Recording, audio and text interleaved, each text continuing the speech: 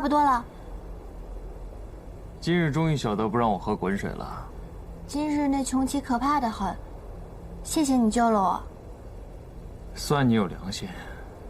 我惜命的很，所以救命之恩必定要重谢的。不知他预备如何谢我？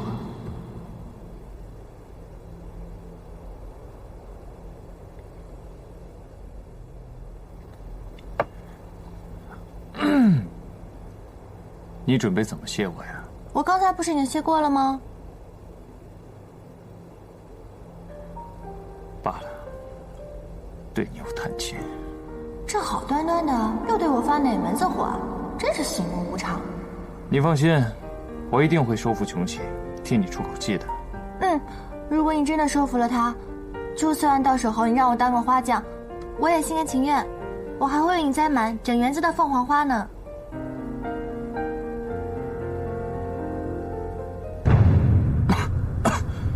你怎么了？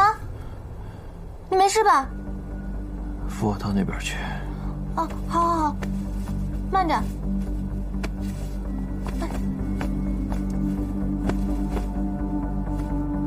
凤凰，你没事吧？无妨，调息运气12小诸天便可。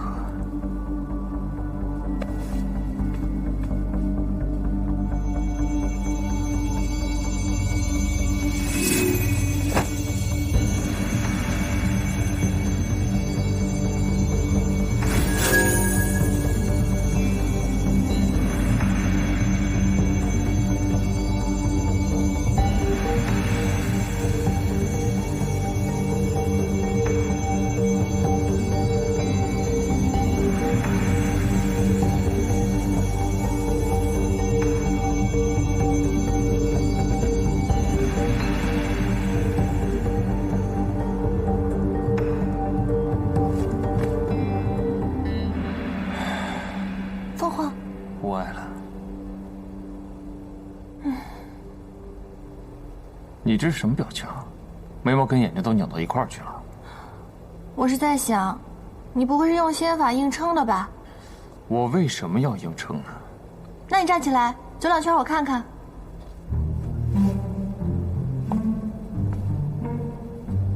起来了。不行，你这样无法确定你是否安好，必须要眼见为实。你干什么？我要看看你后背的伤好没好，不看我怎么知道你好了？放手！不放！你必须让我看一下，穷奇那么厉害，怎么会说好就好？我不亲眼看到，我是不会信的。我说好了就好了，你这么拉拉扯扯的，成何体统？让我看看，我看到就可以了。我看看。哟，原来你们做神仙的也会留疤啊？你怎么会有这么多的疤？这都是怎么回事？都是原来征战时留下的。你到底要看到什么时候？哦，好了好了。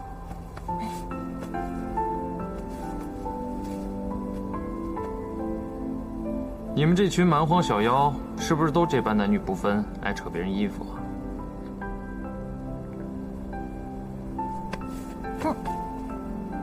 我便罢了，以后你可不许随便扯旁人的衣服，知道了吗？知道了。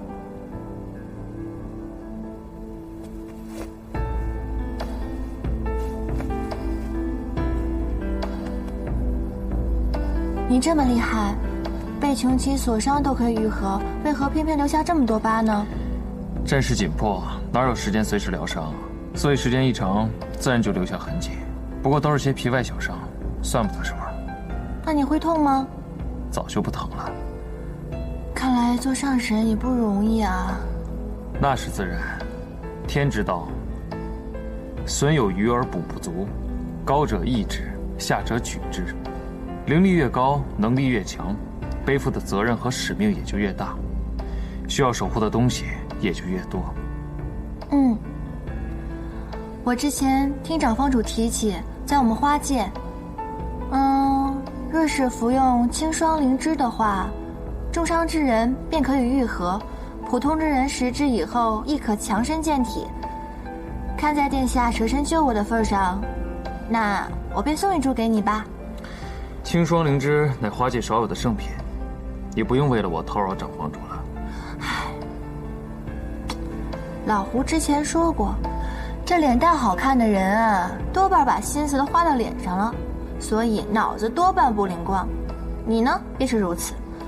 是你把我拐到这里来的，长房主怎么可能救你呢？那既然如此，何来相送一说？不就是把草吗？我变出来送给你不就行了？你变出来？哼，不要看不起我，变这个很容易的，你还是好好想想，等我变出来以后，你怎么谢我吧。好，那就等你变出来再说吧。那你且等着吧，等着瞧吧。哼。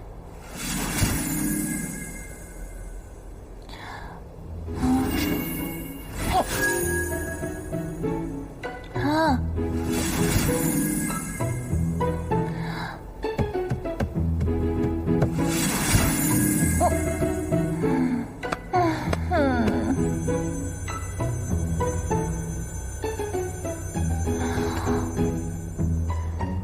你若能种出青霜灵芝，我渡你200年的灵力，如何啊？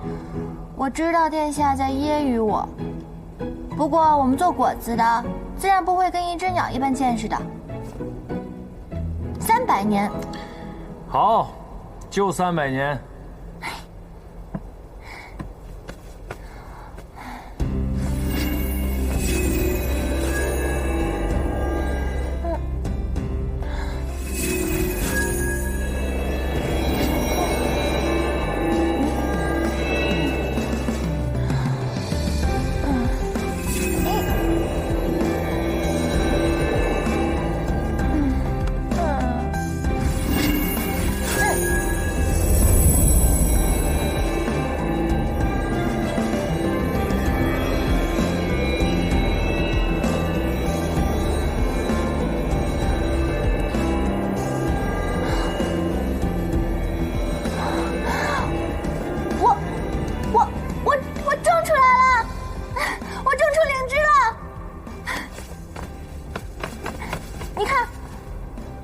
300年灵力，不许耍赖啊！你到底是什么人？你干嘛呀？青霜灵芝乃花界圣物，岂是你一个小葡萄精说种就能种出来的？我问你，你跟已故的花神是什么关系？仙花神灵力高强，凌驾众山之上，我要是能攀上关系就好了。我没跟你开玩笑，你到底是谁？我是葡萄呀！你干嘛呀？你是不是不想给我灵力了？不想给我就直接说嘛，干嘛要这样？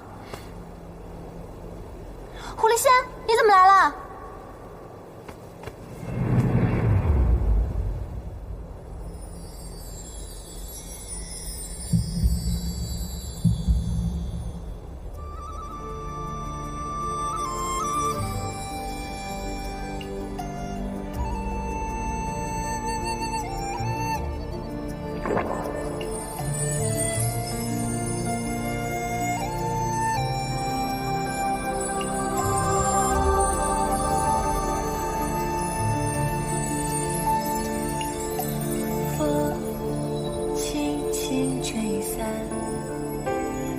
地分开，相隔万丈。那又能？月下仙人说的果然没错，吻住一个男人就得先吻住他的嘴，可是怎么感觉怪怪的？写一封情书，一纸剩下的还能用，给你，不许浪费我的灵芝哦。1,000年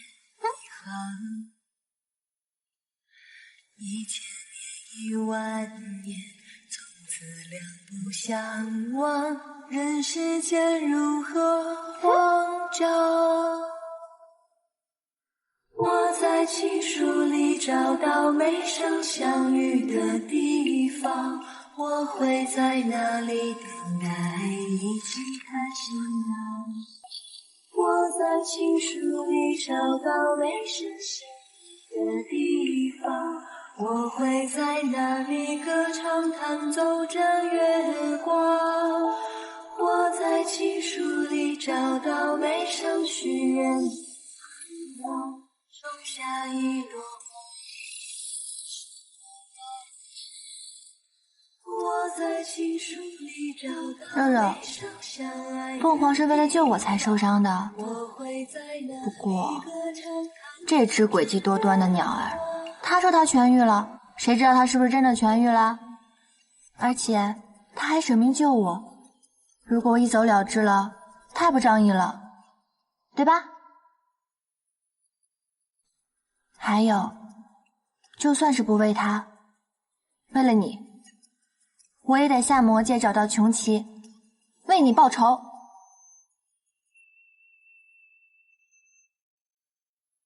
我在情书里找到眉生相遇的地方，我会在那里等待一起看血影。我在情书里找到眉生相爱的地方，我会在那里歌唱弹奏着月光。我在情书里找到眉上许愿的地方，种下一朵红莲，把时光燃烧。我在情书里找到眉上相爱的。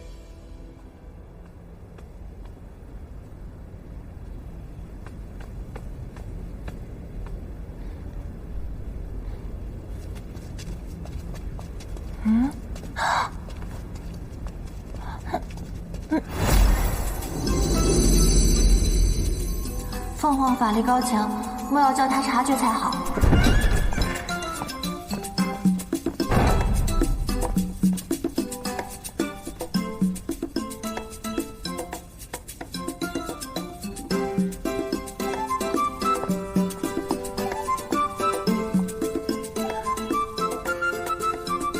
哎呀，痛！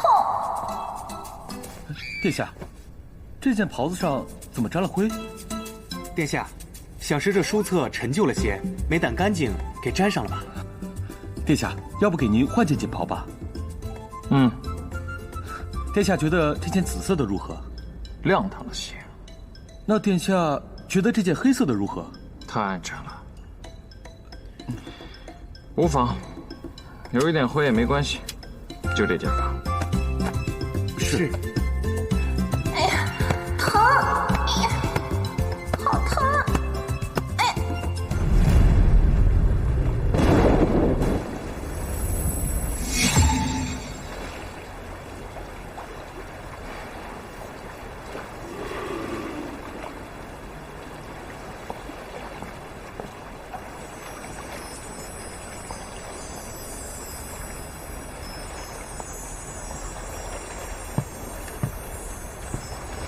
这位公子可是要摆渡？正是，麻烦老人家了。请。公子请站稳，袖兜里的仙子也要抓牢了。老夫这就开船喽！袖兜里的仙子，你可抓稳了？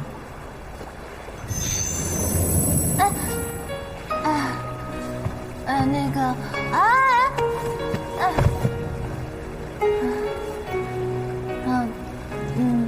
昨夜夜里不知道怎么睡错地方，真是不巧，不巧得很。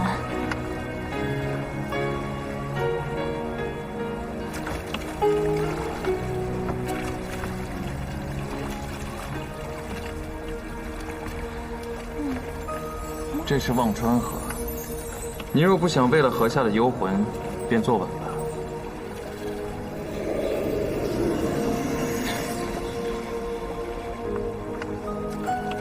葡萄藤呢？我怕带着会让你自卑，所以收起来了。我为什么会自卑啊？当然是怕抢了你6届第一美男的称号喽。老夫守着忘川河10万来年，这是第2次看见如此绝色的姑娘。船家的生意也太冷清了吧！10万来年才见过2个姑娘。犹记万年前，曾来过一位女子，向老夫讨一捧忘川水。那女子生得容颜倾国，行路间步步生花，相貌绝美，但是神情凄苦，不像姑娘这般明媚无邪。想来还是个有趣的故事啊！我去传给月下老人听一听，他定然欢喜的不得了。那后来呢？后来发生了什么？后来岸上追来一位锦衣公子，急急将那女子手上的水打翻在地。两人一番争执之后，那女子纵身跃起，要跳入忘川。那公子也急了，发了疯似的将她拦了回来。之后两人便齐齐消失，不见了踪影。哎，忘川忘川，相望回首已成川。原来是一个虎头蛇尾的故事啊！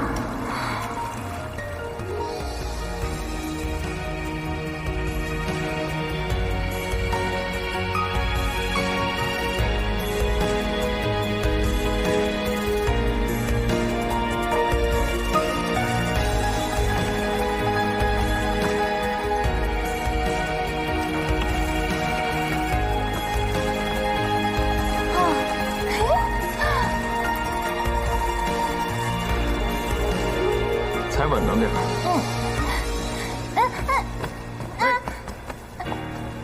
让你小心点，莽莽撞撞的。真是只喜怒无常的鸟。你别丢下我一个人，我一个人在这里害怕。你一个妖精，你怕什么？是啊，有道理。什么？我不是妖精，我是精灵。从今日起，在魔界，你便做我的贴身侍女，随时左右，我便保你不被妖魔捉取，可好？好吧。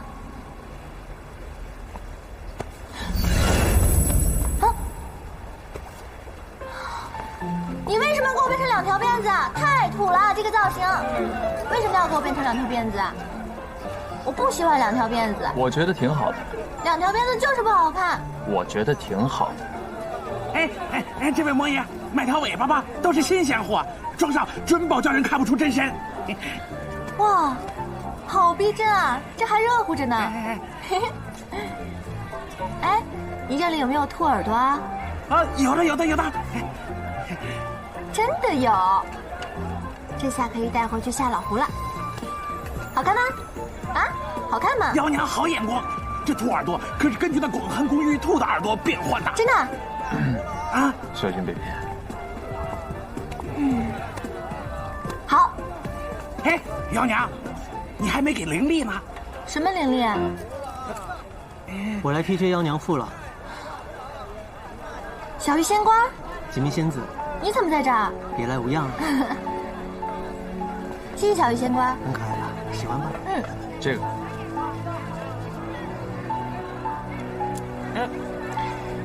我的侍女买东西，当然要我来付钱，怎么能劳烦夜神大殿？兄弟之间，何来劳烦？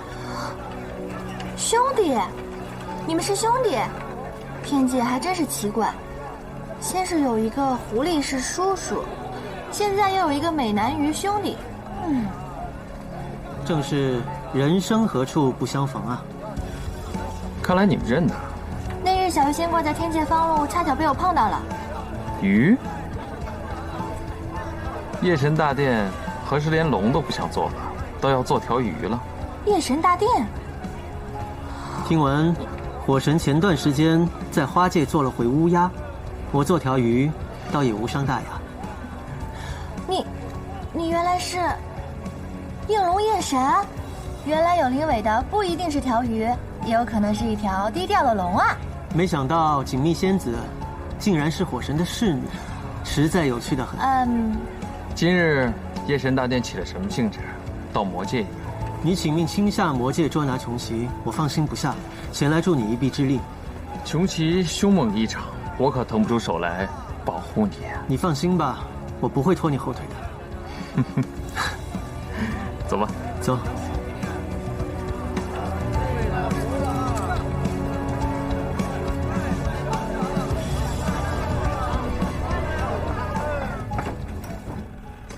哇，这么大房子啊！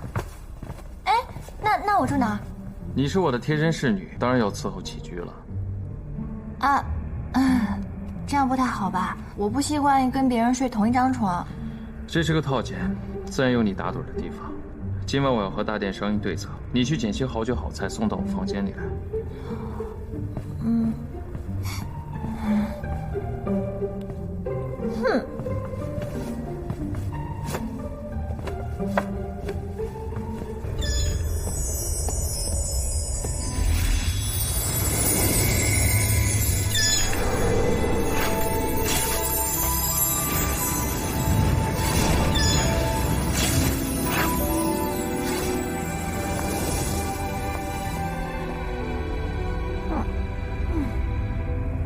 就知道是要牵我。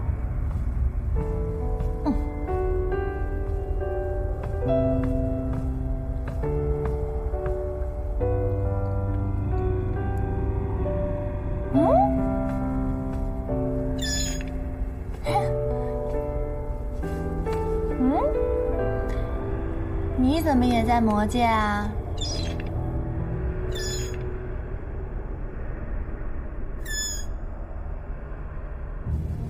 老胡，此去经年，应是良辰美景虚设啊！先生，您的书信。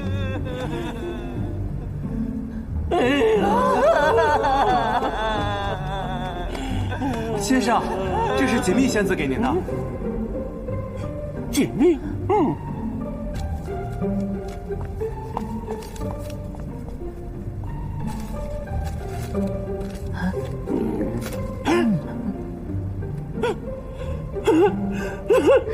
小头子！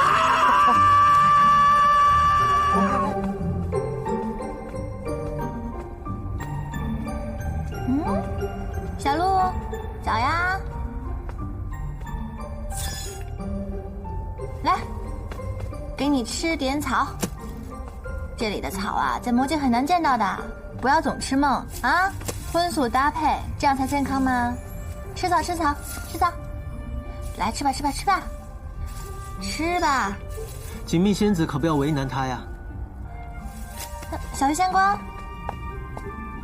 锦觅仙子有所不知，这野兽只是梦境，却吃不得草。晚上将它放出去，它自会寻人梦境，将其食之。只吃梦，也不知道这梦好不好吃，是甜的呀，还是咸的呀？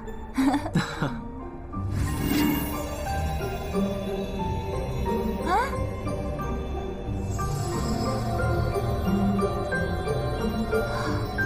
嘿。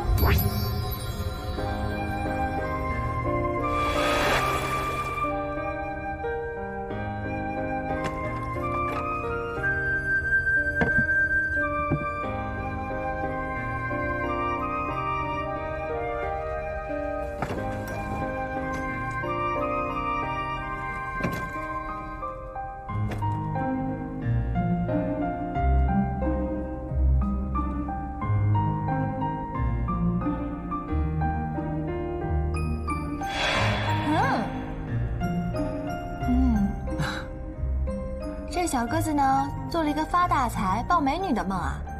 不过这个梦为什么后来会变颜色呢？这梦啊，一般分为两种，一种是蓝色的所见梦，一种是黄色的所思梦。人们做梦呢，若是梦到了曾经真实发生过的景象，这个时候梦珠就会泛着蓝色的光芒，也就是蓝色的所见梦。若是并非真实发生过的景象，只是人们的幻象，那这梦珠就会散发出黄色的光芒，也就是所思梦。人们做梦常常刚刚开始的时候是现实的景象，但是呢，后来就会慢慢浮现出各种各样的幻象，这个梦就会从蓝色的所见梦变为黄色的所思梦了。感觉好复杂呀。简单的说，是不是就是黄色的梦是假的，蓝色的梦是真的？如果又有黄色又有蓝色，那就半真半假呢？没错，锦觅仙子说的是。对了，早膳已经准备好了，先去用餐吧。啊，没事，你们先吃吧，我一会儿就到。行，那润玉先告辞了。小野兽，你刚刚吐那个梦真的好有意思啊，再给我吐一个呗，啊？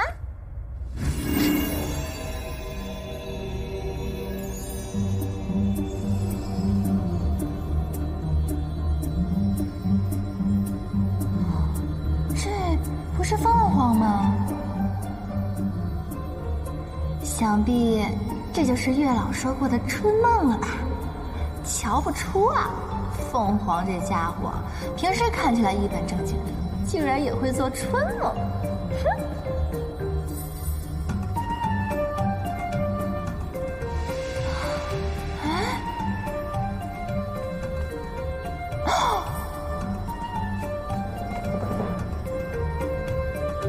这女子怎么会跟我长得一模一样？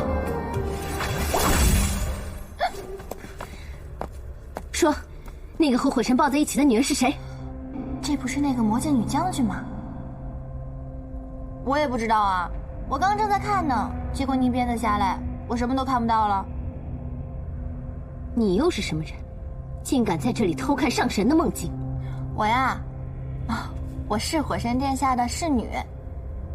火神呢？他人在何处？来，我告诉你，他现在在吃饭，直走，左转，左转，再左转，到那以后呢，右转就可以看到他了。去吧，赶紧找个好位置看戏。天界饮食清淡，时间久了不免索然无味，偶尔尝尝这辛辣甘浓的滋味，倒也畅快。这话从非主使不食、非礼权不饮的二殿下口中说出，滋味甚是微妙。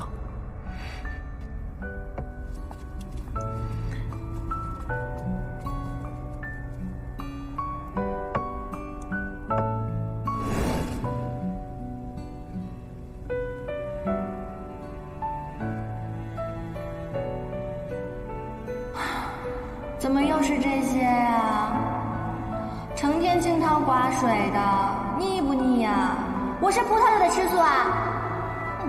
再说了，人家也是素啊。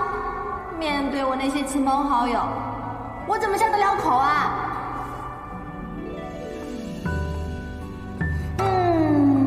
对嘛，这个才好吃嘛！殿下要不要尝一尝？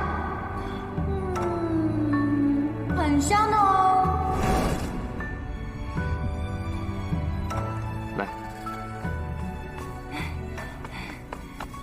哎，锦觅仙子，还没有人来找你们吧？没事，你们吃。你怎么不过来吃饭啊？原来你在这里，让我好找。变成公主，别来无恙。上次忘川一战意犹未尽，今日听闻火神驾临，定要与火神殿下再好好切磋一番。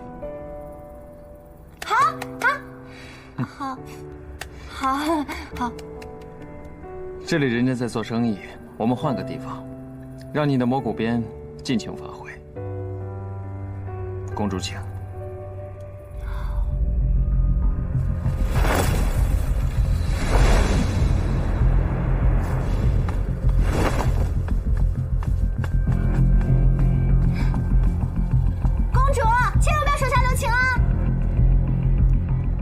你认识他？上次在忘川河畔，是凤凰一个人单挑10万魔军，这个女魔头是第一个，也是唯一一个敢出来跟凤凰应战的人。虽然她打不过凤凰，不过还是能扛几招的。姑姑眼瘾吗？嘿嘿。原来如此啊！公主，请。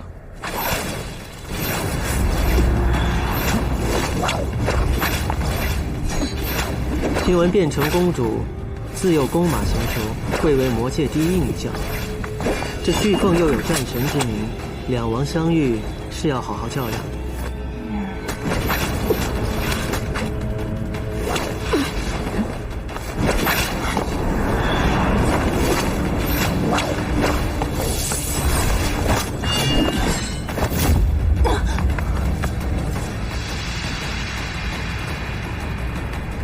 殿下，为何迟迟不肯拔剑？难道流音不配做你的对手？未免太看不起人。这公主好奇怪啊，动不动就动怒。这凤凰还让了她3招呢，上次也是。锦觅仙子有所不知，魔界上武，魔界武士当中有个传统，对手的最高礼遇便是全力应战。变成公主贵为魔界3王之一，变成王唯一的长珠，在魔界地位尊崇，难逢敌手。想来是旭凤3番2次相让，扫了他的颜面。这个凤凰也太不给面子了吧！拔个剑能怎么样？锦觅仙子，这赤霄剑啊，威力无匹，是由上青天几位上神联手铸造，加以封印。可诛仙戮神，斩妖除魔，变成公主，出自魔族，极易为此剑所伤。一旦剑锋触及肌肤，便会腐蚀溃烂，灰飞烟灭。原来是这样啊！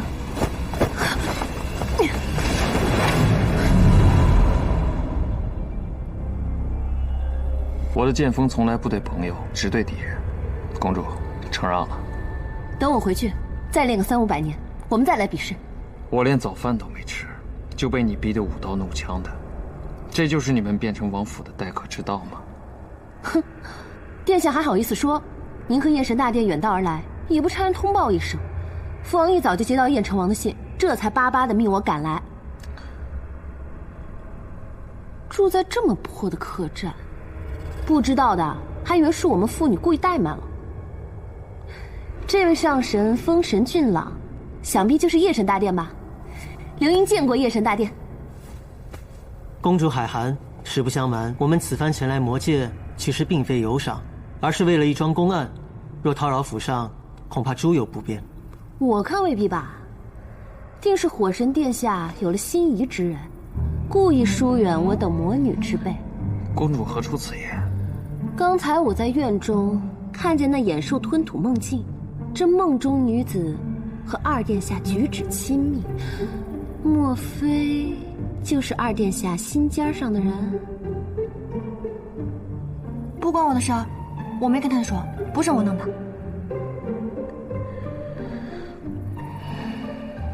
我这眼兽便是有通天的本领，也入不得二殿的结界啊！难不成是昨夜二殿疏忽了，未设结界，才让这眼兽到了梦境？我说呢，那肯定是你没有设结界，所以这眼兽才吞噬了你的春梦。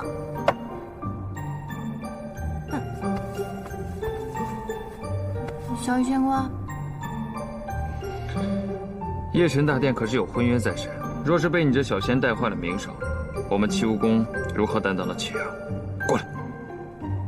这久闻天帝为夜神大殿立了一门婚约，却不知这天地6界之中哪家姑娘有如此殊荣啊？是水神长女。水神长女？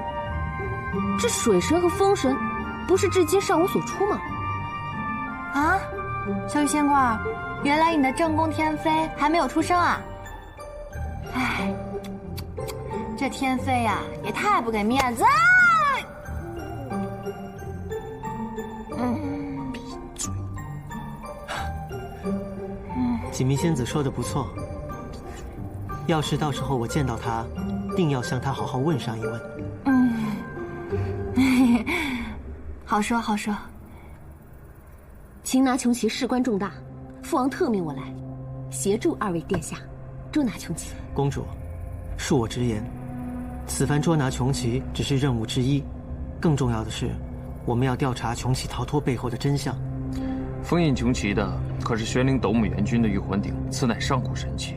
若无人解除封印，仅凭穷奇之力是不可能逃脱的。穷奇被封印的这些年来，从来没出过什么岔子，这次突然逃脱，确实有些蹊跷。哎，我刘英可以对天发誓，我们汴城王府是断不可能参与此事的。我与你父王结识已久，深知其为人，自然不疑。至于旁人，总之此次调查务求公正，也未免落人口实。我和大殿才决定不去叨扰你父王的。嗨，无妨，今早我已经搬过来了，随时效劳啊。那就有劳公主了。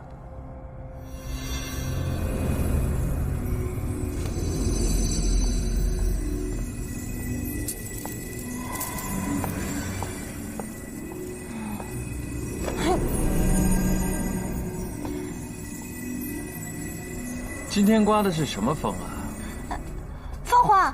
凤凰，我们什么时候抓穷奇啊？那如果不抓穷奇的话，要不然你先教我一些独门秘籍吧。独门秘籍？我且问你，差梭诀你可背熟了？无相心经呢？梵天咒呢。以后出去，不要说是我齐武公的人，免得辱没了我齐武公的门庭，我丢不起那人。哎，殿下，要不要吃点葡萄干啊？这个葡萄干软糯壮实，甜度适中，实乃葡萄干中的上品，吃一吃吧。你为何如此钟爱葡萄干？以形补形嘛。荒谬！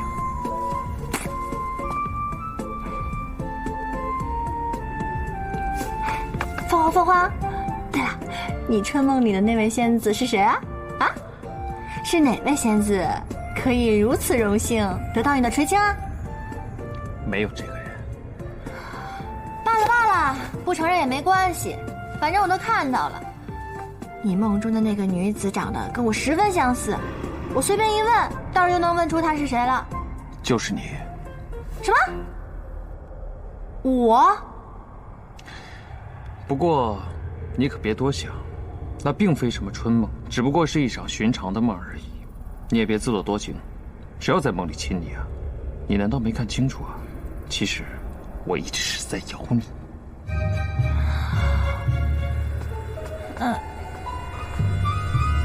咬我干什么？我记得我跟你说过，我真身是只鸟，素常爱吃果子。你不好好修炼心法，精进灵力，四处给我惹祸添乱。我真恨不得扒了你的葡萄皮，晒成干，嚼碎了，吃下去。完了！原来他做梦都想吃掉我，小命休矣啊！早知如此，还不如早点跟老胡回水镜呢。看样子真把他唬住了，不会吓坏了他吧？梦境当然不能当真了，这次就算是给你个教训。下次你若再敢偷窥上神之梦，我绝不会轻饶的。还有，此事你若让第三个人知道，我也不会放过你的。等一下，你是不是不会算数啊？你、我、小仙瓜加上刘英，那就4个人了。啊！殿下你说的对，你说的什么都对。你殿下是六界之中最帅的男子，人也是最好的。求你千万不要再把我变成什么石头板凳、大白菜之类的。你也千万别再咬我了，做梦也别再咬我了。火神殿下，小鱼仙瓜，方才巡山的魔士前来禀告，说在赤刃山路一带发现了穷奇的踪迹。那劳烦公主引路。走吧。走啊！哎！你不准去。为什么？穷奇凶悍狡诈，法力高强，你去只会添乱。放我出去吧！锦觅仙子，穷奇并非寻常凶手，我看你还是听殿下的话，待在这里比较安全。至于捉拿穷奇嘛，交给我和殿下就行。小鱼仙瓜，你放我出去吧！你求谁都没用，今天你就好好待着，把差错诀背熟，回来我就考你。芳华，哎，小仙瓜，哎，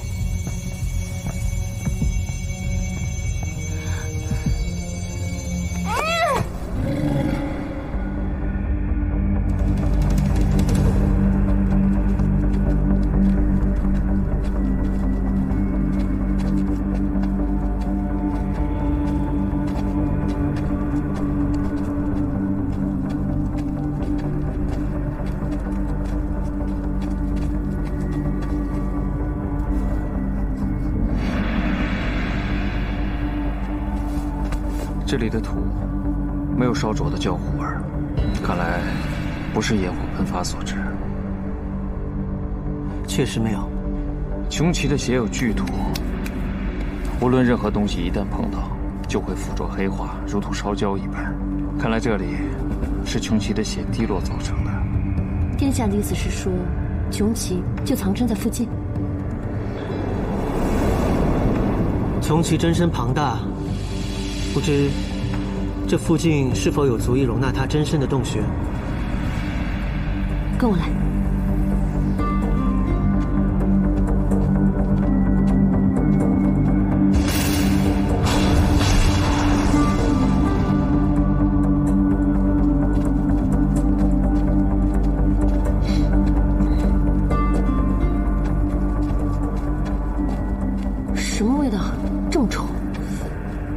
天门外，旭凤打伤了穷奇，估计是穷奇伤口恶化流脓了。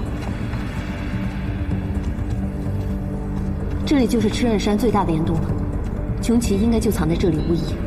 我们并不熟悉洞中环境，况且敌暗我明，若是贸然进洞，恐有凶险。不如我用魔骨鞭将他引出来，怎样？引他出来，我们3个是可以合力将他杀死，但是穷奇死后，骨肉会化成毒液，方圆千里都会变成焦土，生灵涂炭，连鬼魅都难以生存。所以，我们不能用寻常的法子将他杀死，得另寻他法。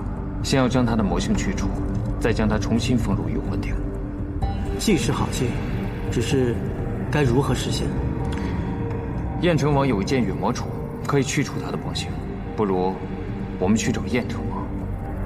燕城王对他那个宝贝一向爱惜如命，是断不可能借给魔界之外的人的。不如我让父王作保，或许有转圜的余地。那如此就有劳卞城王了。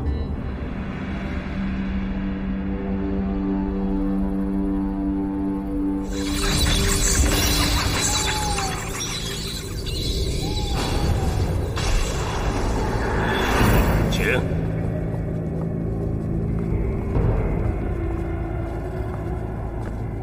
哎呀，不知火神殿下、夜神殿下大驾光临，有失远迎啊！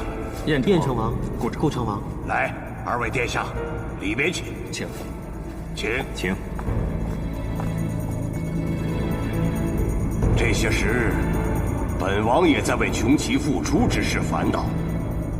幸得天帝派2位殿下前来鼎力相助，那就有劳2位殿下斩杀穷奇，永绝后患。燕城王，请听我一言，穷奇不可杀，否则死后流毒，必为魔界遗患。难道2位殿下也束手无策吗？昔日上神斗母元君将其封印在玉魂鼎中，但是上神闭关，不轻易出世，所以此番前来是特意向燕城王禁运魔杵一用，重新封印穷奇。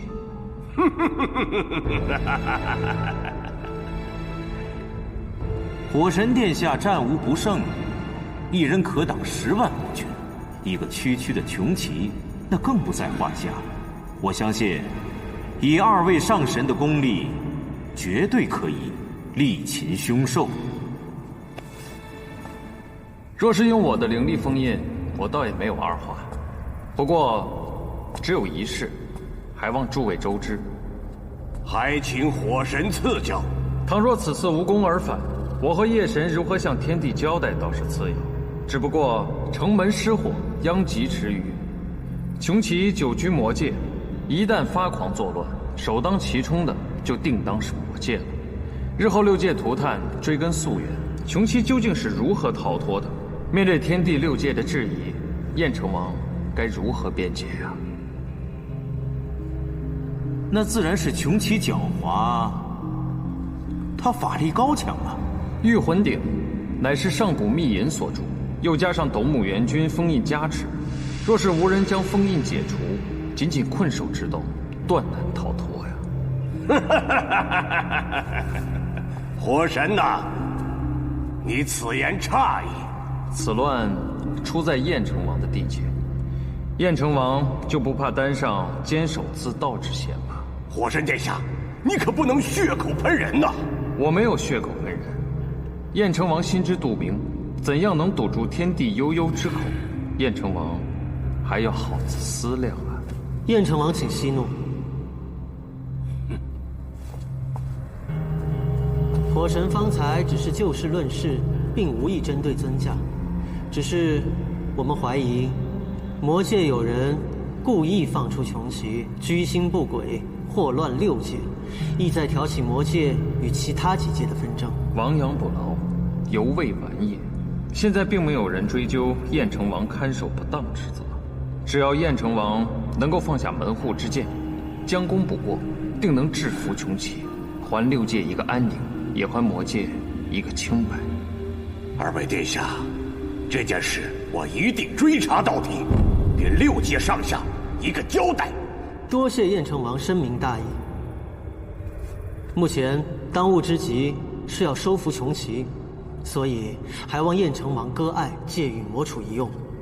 二位殿下，并非本王执意不借，只是自古以来，允魔杵由我魔界王族世代掌管，并没有外界的先例啊。此事倒也不难，只要请魔界派出一名王族，与我二人一同前往收服穷奇，如此也不算乱了魔界的规矩。魔尊，刘英身为魔界王女，应当为魔尊分忧。刘英请命，愿同火神、夜神一同前往捉拿穷奇，收服邪兽。是啊，魔尊。刘英一向行事比较稳妥，若将允魔杵交予他保管，耽误大碍。荒唐！我魔界竟让外人和一介女流去战穷奇，传出去岂不让外人笑掉大牙，觊觎我魔界无人吗？刘英公主巾帼不让须眉，如果能在旁辅佐，定能制服穷奇。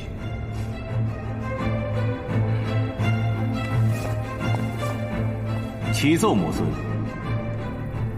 两位世子倒是武艺高强，我觉得还不如让两位世子带上允魔杵，与火神、夜神两位上神一同前往。我的两个儿子，我早就想让他们历练一番，只是苦无良机呀。如今有火神、夜神在旁指导，即便就是穷奇，我也放心了。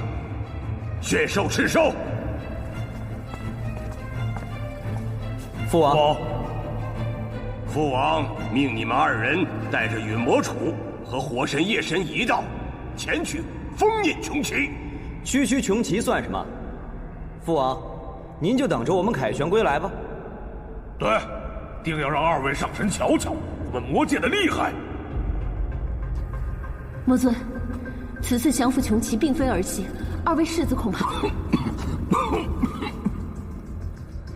要多费心了。刘英请命，一同前往。好，难得你有这份忠心，一同前往。既然如此，那就多谢燕城王，有了二位世子，变成公主了。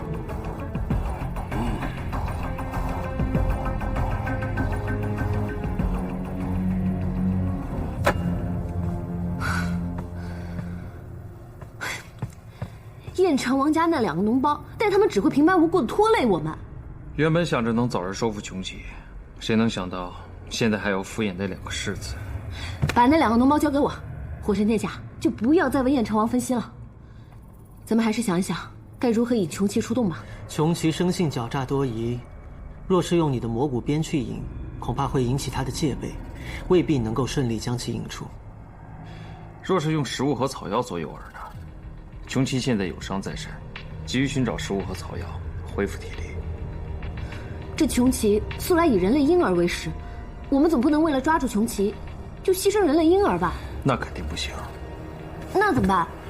我曾在古书上见过，穷奇喜食灵芝，虽未经验证，但未尝不可一试。灵芝，我可以种灵芝。种灵芝？你不行。我怎么不行？你亲眼见过种灵芝。再说咱们几个除了我，谁还能种灵芝啊？穷奇太危险了，我不能让你冒这个险。没关系的，你可以保护我的，对吧？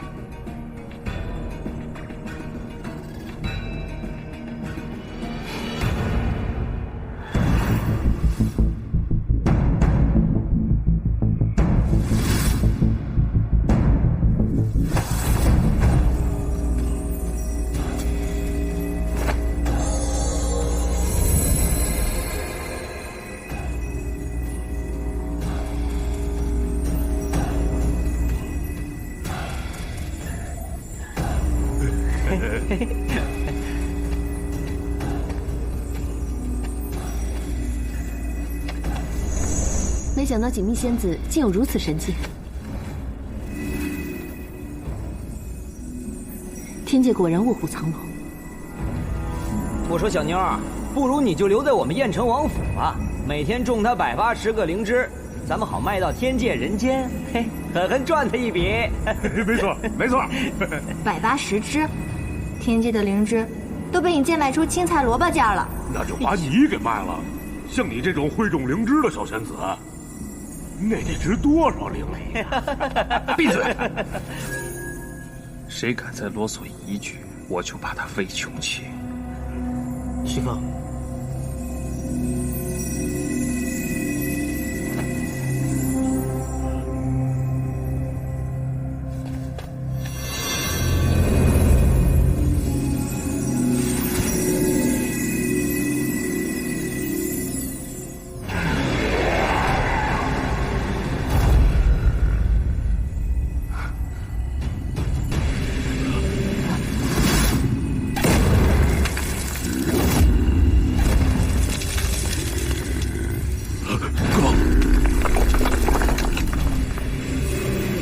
金迷仙子，差不多了。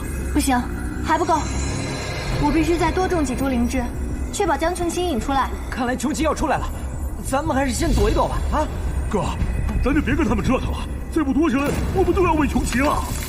对，咱们先躲起来。走。你先带刘英埋伏，还是等锦迷仙子一起吧。我会保护她的，你们先走。那你也要保护好自己。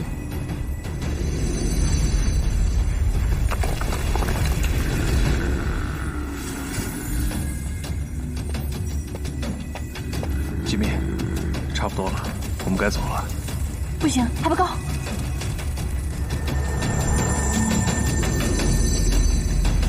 这回一定要把琼奇引出来，好为肉肉报仇。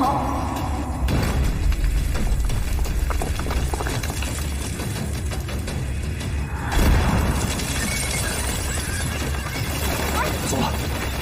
等一下，我还没有做完呢。等一下。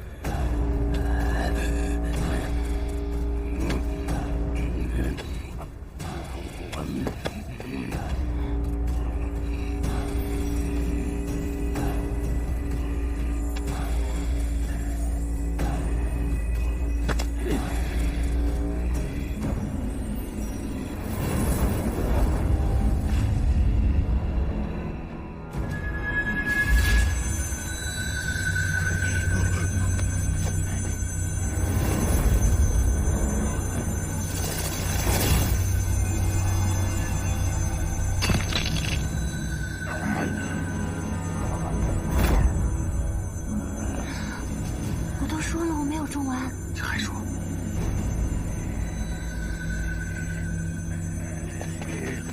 天道毕，日月聚，出杳杳，入冥冥。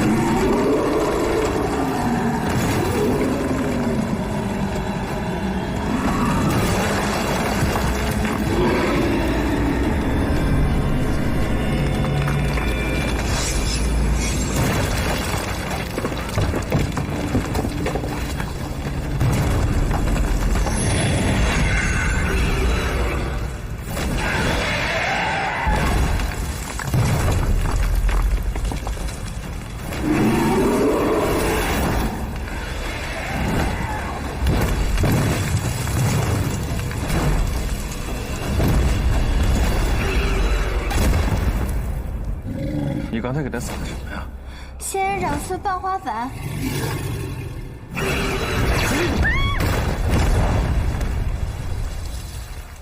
刺心。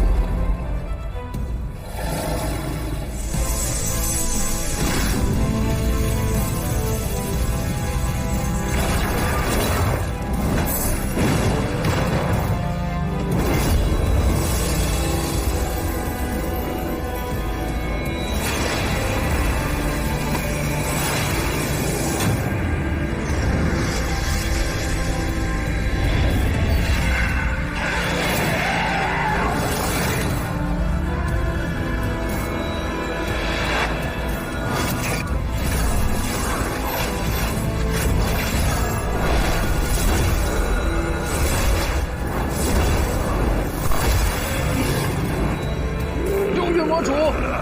啊！这个怎么用啊？跟我念。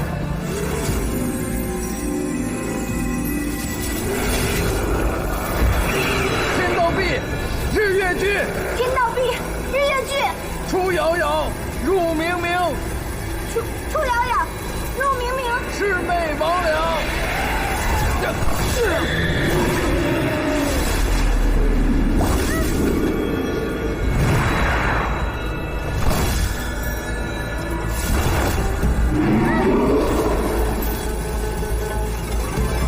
魑魅魍魉，后面是什么呀？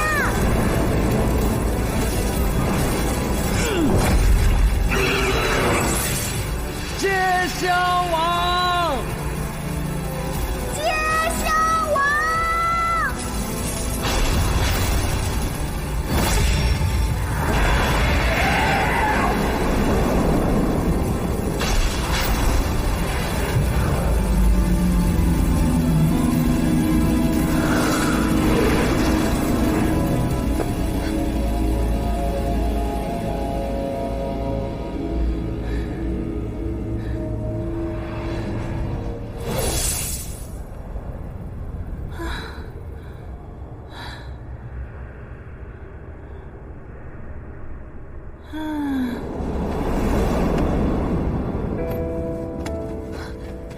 锦觅仙子，锦觅仙子，锦觅，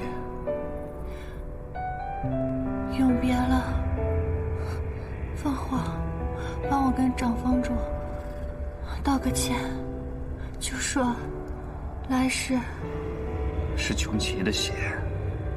我知道，我现在是不是已经毒侵骨髓了？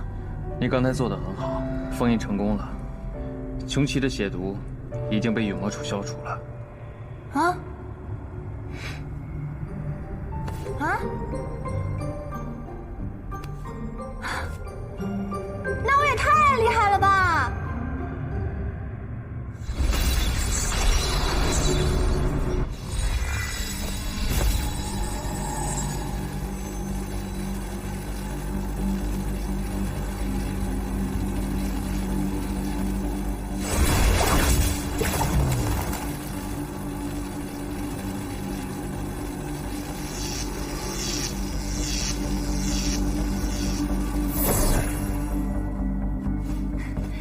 这御魂鼎再加上九曜真火的封印，这次穷奇插翅难飞。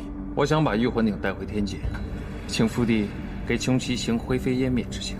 此番穷奇逃脱既非意外，若再将御魂鼎留在魔界，就算加了一道火印，也于事无补。那二位殿下以为谁的嫌疑最大？虽无实据，但有一人确实最为可疑。你说的是？